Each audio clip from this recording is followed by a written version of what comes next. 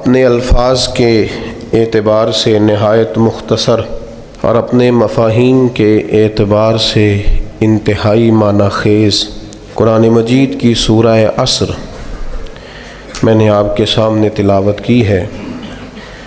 حضرت امام شافعی رحمۃ اللہ علیہ ارشاد فرماتے ہیں کہ اگر لوگ صرف اسی ایک صورت پر ہی غور کر لینا تو ان کے لیے زندگی گزارنے میں، رب کو راضی کرنے میں، اعمال حاصل کرنے میں یہ ایک صورت ہی بہت کافی ہو جائے گی۔ شرط یہ ہے کہ تدبر کریں، اس میں غور کریں۔ اور دوسرے مقام پر حضرت امام شافعی رحمۃ اللہ علیہ سورہ مبارکہ کے بارے میں بہت ہی بڑی بات ارشاد فرماتے ہیں۔ امام صاحب رحمۃ اللہ علیہ فرماتے ہیں کہ اگر باقی قرآن مجید نہ بھی نازل ہوتا تو یہ ایک صورت ہی انسانیت کی ہدایت کے لیے بہت کافی تھی۔ لیکن بات پھر وہی ہے، شرط پھر وہی ہے کہ اس شخص کے لیے جو تدبر کرے، جو غور کرے۔ یوں سمجھ لیں کہ پورے قرآن مجید کا خلاصہ سورہ عصر ہے، اور بہت سارے لوگوں کو یاد بھی ہوتی ہے، بہت سارے لوگ اس کا معنی بھی جانتے ہیں، بہت سارے لوگ اس کے ترجمے سے بھی آگاہ ہوتے ہیں۔ اور صحیح حدیث میں موجود ہے کہ صحابہ کرام علیہم رضوان کی ایک بڑی منفرد عادت تھی کہ وہ جب بھی ایک دوسرے سے ملاقات کرتے تھے، سلام لیتے تھے اور جدا ہونے سے پہلے ایک مرتبہ سورہ عصر کی تلاوت کرتے تھے۔ یہ سورہ مقدسہ انسان کو اس کا سارا مقصد، دین کا سارا خلاصہ، اللہ تعالیٰ کی رضا کی طرف جانے کے تمام اسباب کو نہایت مختصر کر کے سکھا دیتی ہے۔ لیکن وہی بات حضرت امام شافعی والی، اگر لوگ تدبر کریں تو، اگر لوگ اس پر غور کریں تو، اگر اس کے مفاہیم پر تھوڑی دیر کے لیے اپنی نظریں اخلاص کے ساتھ، للہیت کے ساتھ اور حصول فیض کے لیے، قرآن پاک کے فیض کے لیے اگر اپنی نظریں اس کی طرف کامل کریں تو تدبر شرط ہے، ورنہ پھر سالوں بیت جاتے ہیں تقریریں کرتے، واز کرتے۔ لیکن جس نے سیکھنا ہے نا، علم و بس کریوں یار ایک کوئی عرف تینوں درکار۔ اگر تو کسی شخص نے سیکھنا ہے، اس میں تدبر کرنا ہے، غور کرنا ہے، حصول فیض کرنا ہے، اپنے لیے نصیحت کا حصول کرنا ہے، تو یہ سورہ مبارکہ کافی۔ انداز دیکھیے، ارشاد فرمایا والعصر، رب فرماتا ہے مجھے زمانے کی قسم ہو۔ اللہ کو بھی قسم اٹھانے کی ضرورت ہے، مالک کریم کو بھی کیا حاجت ہے کہ وہ قسم اٹھائے، لیکن تاکید کر کے بات ذہن میں اتارنے کے لیے۔ انسان کا مزاج ہوتا ہے نا، جس بات پہ قسم اٹھائی جائے اس کو انسان سمجھتا ہے زیادہ پکی ہے، تو طبع انسانی کے مطابق بات کی۔ فرمایا والعصر، زمانے کی قسم ہو۔ انسان کو پیدا کرنے والا رب قسم اٹھا کے انسان کی ایک بات کرتا ہے، والعصر، مجھے قسم ہو زمانے کی، ان الانسان لفی خسر۔ انسان کو پیدا کرنے والا رب فرماتا ہے بے شک انسان خسارے میں، گھاٹے میں، نقصان میں۔ لوگ اس کو کہہ رہے ہیں بڑا سیٹ ہے، لوگ کہہ رہے ہیں بڑا کامیاب ہے، یہ بھی کہہ رہا ہے اللہ کا بڑا شکر ہے، لیکن پیدا کرنے والا رب، انسان کو بنانے والا، اس کو جاننے والا رب فرماتا ہے مجھے زمانے کی قسم ہو یہ نقصان میں ہے۔ اور خسارہ، اس خسارے کو نہیں کہتے ہیں کہ لوگ کہتے ہیں میں نے کاروبار کیا تھا تو نفع نہیں ہوا، نقصان ہوا۔ خسارہ اس خسارے کو کہتے ہیں جو اصل مال بھی ضائع ہو جائے، راس المال بھی ضائع ہو جائے تو کہتے ہیں خسارہ ہوا ہے۔ یعنی اس کے پاس جو تھا اس میں بھی یہ خسارے میں، کہ یا اللہ سارے خسارے میں ہے؟ فرمایا نہیں، الا الذین آمنوا، جن میں 4 صفتیں پائی جائیں وہ نہیں خسارے میں۔ ان میں پہلی صفت یہ ہے کہ الا الذین آمنوا، بے شک وہ لوگ جو ایمان لائے، مگر وہ لوگ جو ایمان لے آئے، جن کا ایمان مضبوط ہو، جن کا عقیدہ ہو کہ اللہ ہمارا رب ہے، وہی پیدا کرنے والا ہے، وہی رزق دینے والا ہے، اسی کی تقدیر کا غلبہ ہے، رب کریم ذرے ذرے کو جانتا ہے، اللہ تعالیٰ نے جس حال میں رکھا ہے یہی حال میرے لیے بہتر ہے۔ انسان محنت پوری کرے، نتیجہ اپنے رب پہ چھوڑ دے۔ اسباب سارے جمع کریں، بھروسہ اپنے اللہ تعالیٰ پہ کریں، عقائد کے لحاظ سے پختہ ہو، اور پھر اس کا عقیدہ ہو کہ بعد از خدا بزرگ تو ہی قصہ مختصر، کائنات میں سب سے عرفہ والا، عظمتوں والے، شانوں والے، بلندیوں والے، رفتوں والے، کائنات کے امام، نبیوں کے امام، رسولوں کے امام، فرشتوں کے امام، محبوب مطلق اگر کوئی ہے تو جناب محمد رسول اللہ ہے صلی اللہ تعالی علیہ وسلم۔ سب سے اولا ہو اعلیٰ ہمارا نبی، سب سے بالا ہو اعلیٰ ہمارا نبی، اپنے مولا کا پیارا ہمارا نبی، اور دونوں عالم کا دھولا ہمارا نبی۔ نظریاتی پختگی حاصل ہو، عقائد پختہ ہو، ایمان میں عقائد پوری طرح داخل ہے، عقائد اہل سنت کا پابند ہو بندہ۔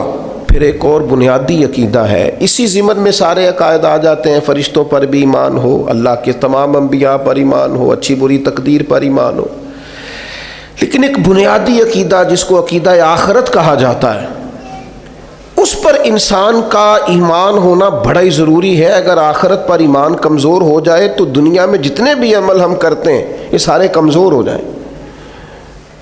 یہ جو لوگ ڈپریشن میں، ٹینشن میں، انزائٹی میں چلے جاتے ہیں اور ایک بات بار بار کرتے ہیں کہ میرے ہی ساتھ ایسا کیوں ہوتا ہے، آخر بڑی ہی کوشش کے بعد میں ہی ناکام کیوں رہ گیا، تو انہیں بتایا جائے گا کہ کامیابی پتہ کیا ہے؟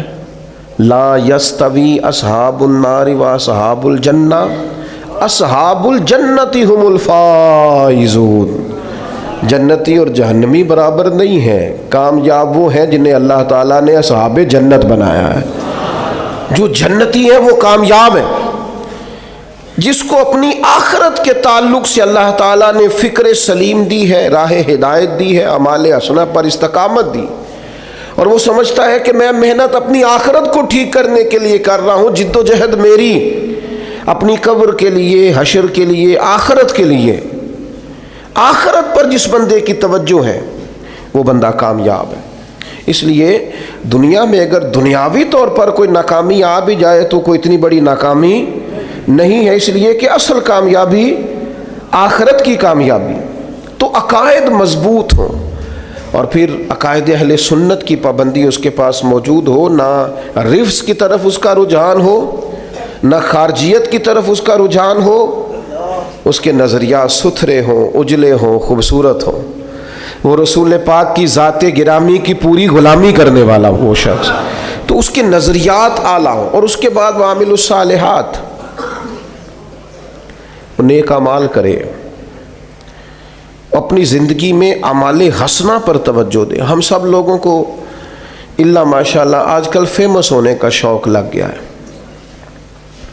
مشہور ہونا چاہتے ہیں، اور ہماری نوجوان نسل کا تو یہ حال ہے الا ماشاءاللہ کہ وہ کوئی بھی طریقہ اختیار کریں گے، انہیں فیمس ہونا ہے۔ بعض اوقات بعض لوگوں کو دیکھ کر ان کا لباس، ان کا حلیہ اتنا خوبصورت اور چہرہ اتنا نرالا، لیکن وہ اپنی شہرت کے لیے جو ویڈیو بنا رہے ہیں وہ اتنی خطرناک کہ وہ جو ایک تو ہے اسلامی وزاداری، ایک ہے کہ انسان کی کرامت، بحیثیت انسان بھی فضیلت رکھتا ہے، اس پر بھی وہ چیز پوری نہیں اترتی، لیکن ہمیں شہرت چاہیے، کسی بھی طریقے سے لوگ مشہور ہونا چاہتے ہیں، وہ ملاقاتیں کرتے ہیں، وہ لائیو ہوتے ہیں، وہ ایسے شخص سے ملتے ہیں جس کی شہرت زیادہ ہو، ذرا میری فوٹو آ جائے، ذرا 30 سیکنڈ کی ویڈیو آ جائے،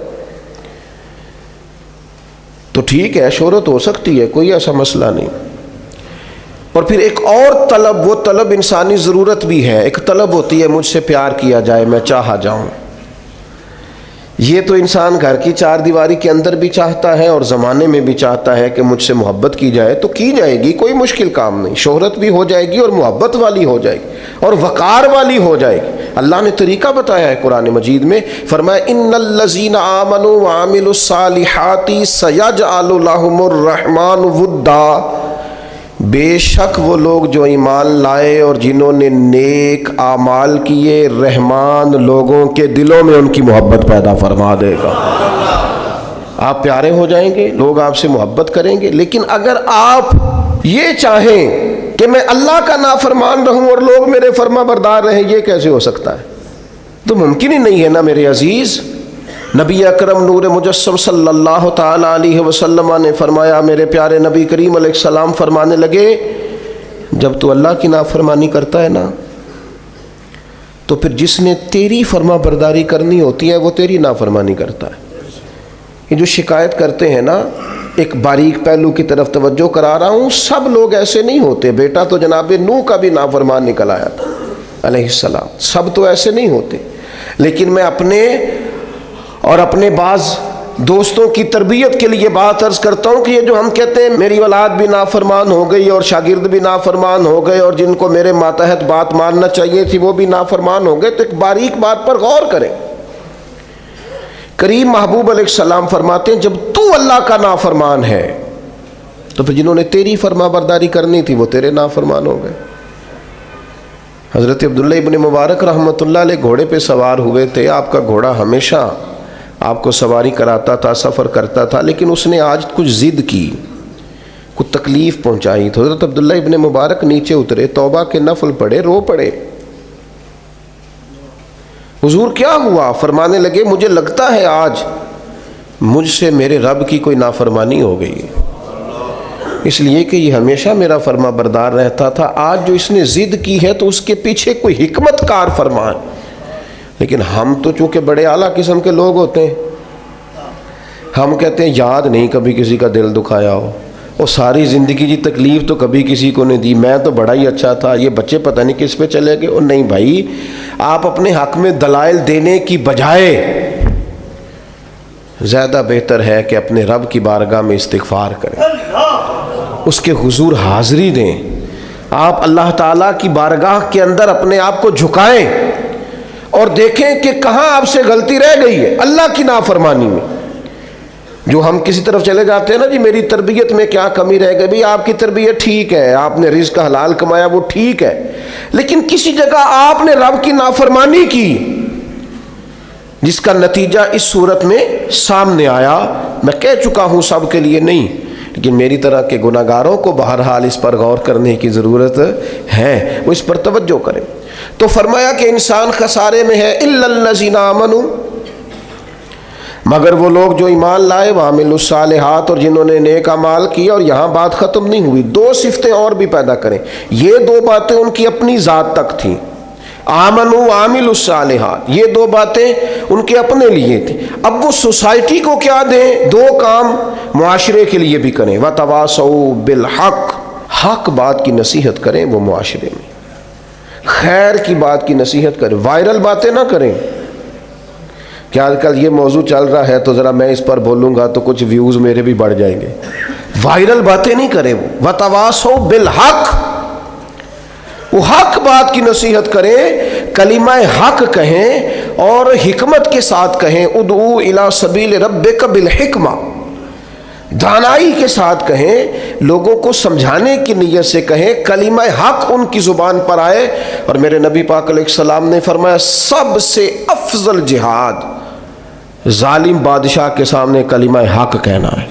آپ حق کے ساتھ کھڑے ہوں، پھر آپ لوگوں کو امر بالمعروف کریں، پھر نہیں عن المنکر کہیں، اور وہ بھی بندہ دیکھ کے نہیں۔ اگر امیر آدمی غلطی کر رہا ہے تو پھر آپ خاموش ہیں، اور کسی غریب کو کرتے دیکھ لیا ہے تو آپ نے دینی حکمت کو بھی پیش نظر نہیں رکھا اور اسے رسوائی کر دیا ہے، آپ نے اسے سخت ترین تکلیف سے گزار دیا ہے۔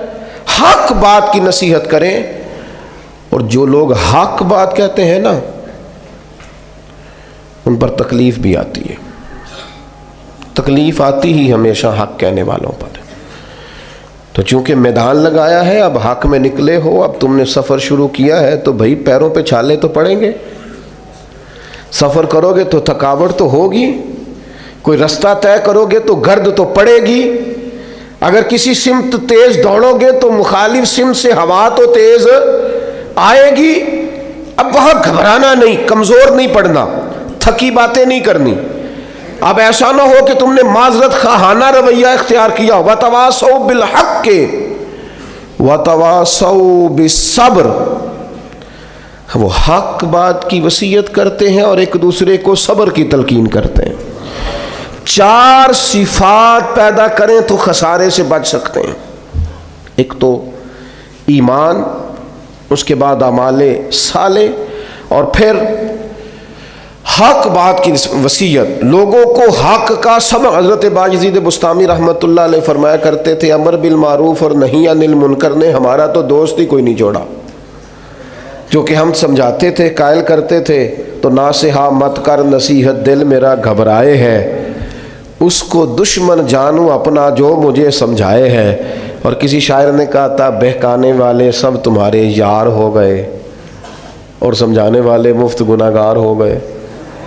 جو سمجھاتے تھے، قائل کرتے تھے، وہ تمہیں اچھے نہیں لگتے تھے۔ یہ مجھے ناصحہ مت کر نصیحت دل میرا گھبرائے، اس کو دشمن جانوں اپنا جو مجھے سمجھائے ہے۔ تو سمجھاتا ہے مجھے اچھا نہیں لگتا، تو نے خیر کی بات کر دی لہذا مجھے اچھا۔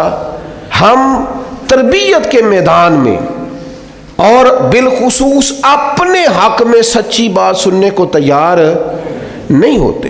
وَتَوَاصَوْا بِالْحَقِّ وَتَوَاصَوْا بِالصَّبْرِ، قرآن کہتا ہے کہ مومن کی شان یہ ہے کہ وہ حق کی تاکید کرتا ہے، کلمہ خیر ادا کرتا ہے، وہ کہہ دیتا ہے حق، اگرچہ وہ کسی کے لیے وقتی طور پر تکلیف کا باعث ہو، لوگ سمجھے کہ تکلیف ہوئی ہے، لیکن وہ تو کلمہ حق ہے۔ اور پھر یہ مت سمجھیں کہ آپ حق کے راستے پہ چل رہے ہیں تو آپ یہ محسوس کریں گے کہ ساری دنیا آپ کی تائید ہی کرے گی۔ بڑے لوگ تائید کرتے ہیں، پیار کرنے والوں کی بھی تعداد گنی کوئی نہیں جا سکتی، انہیں بھی شمار کیا جا سکتا نہیں، لیکن یہ نہیں ہو سکتا کہ کل دنیا ہی آپ کی تعریف کرے۔ ایک بات ہمیں بڑا پریشان کرتی ہے، مجھ پر فلانا تنقید کر رہا ہے، تو کیا پریشانی ہے آپ کو؟ کیا سمجھتے ہیں آپ اپنے آپ کو؟ ہمت ہونی چاہیے تنقید سننے کی۔ ساری زندگی ہم اپنے بچوں کو پیس کے رکھ دیتے ہیں کہ پتر فلانا کام نہ کریں لوگ کی آکھن گے، تو وہ نہیں کرتا تو پھر لوگ ولی مان لیتے ہیں بچے کو۔ کبھی اپنے بچوں کو اس اذیت سے نہ گزارنا کہ لوگ کیا کہیں گے، ہاں انہیں کہنا پتر وہ کام کرنا جس سے اللہ راضی ہو، وہ کام کرنا جس سے اللہ راضی ہو۔ انہیں سمجھانا کہ بیٹا یہ کام نہ کرنا، اس سے اللہ کی نافرمانی ہوتی۔ لیکن آپ انہیں اس پریشر میں نہ لائیں کہ لوگ کیا کہیں گے۔ آپ لوگوں کے سامنے اپنا آپ کلیئر کرنا چاہتے، ہاں یہ حضور نے ضرور فرمایا ہے کہ تہمت والی جگہ سے بچو، بلا وجہ ایسا کام نہ کرو جس پر تمہارے لیے بحث کا دروازہ کھلے۔ باقی ساری زندگی لوگوں کو وضاحتیں نہ دیں، اپنے رب کی بارگاہ میں اپنے آپ کو صاف رکھیں، ضمیر کی عدالت میں اپنے آپ کو سرخرو کریں، تاکید حق کریں۔ سنیں جو کہنے لگا تھا، حضرت موسیٰ علیہ السلام نے اللہ کی بارگاہ میں عرض کی، اللہ کے نبی معصوم ہوتے ہیں؟ حضرت کلیم نے عرض کی، اے اللہ میں چاہتا ہوں کہ لوگ میرا ذکر صرف خیر کے ساتھ ہی کریں، برائی کے ساتھ نہ کریں، چونکہ میں بانٹتا ہی خیر ہوں، میں بات ہی ہمیشہ اچھی کرتا ہوں، میں لوگوں کو اللہ کی طرف بلاتا ہوں، دین کی بات کرتا ہوں، پیغام توحید سناتا ہوں، لوگوں کی فلاح کی بات انہیں بتاتا ہوں۔ میں چاہتا ہوں لوگ صرف میرا ذکر اچھائی کے ساتھ کریں۔ تو امام ابو نعیم نے لکھا ہے، اللہ تعالیٰ نے حضرت کلیم علیہ السلام سے فرمایا کہ یہ جو آپ چاہتے ہیں نا کہ لوگ صرف آپ کا ذکر خیر کے ساتھ کریں، اے کلیم یہ تو میں اپنے لیے بھی نہیں چاہتا۔ میں رب ہوں، پیدا کرنے والا ہوں، پالنے والا ہوں، پر لوگ تو سارے خیر کی بات معاذ اللہ رب کے بارے میں بھی کتنے مشرک ہیں، کافر ہیں، جو اللہ کو نہیں مانتے، تو فرمایا یہ تو میں اپنے لیے بھی نہیں چاہتا۔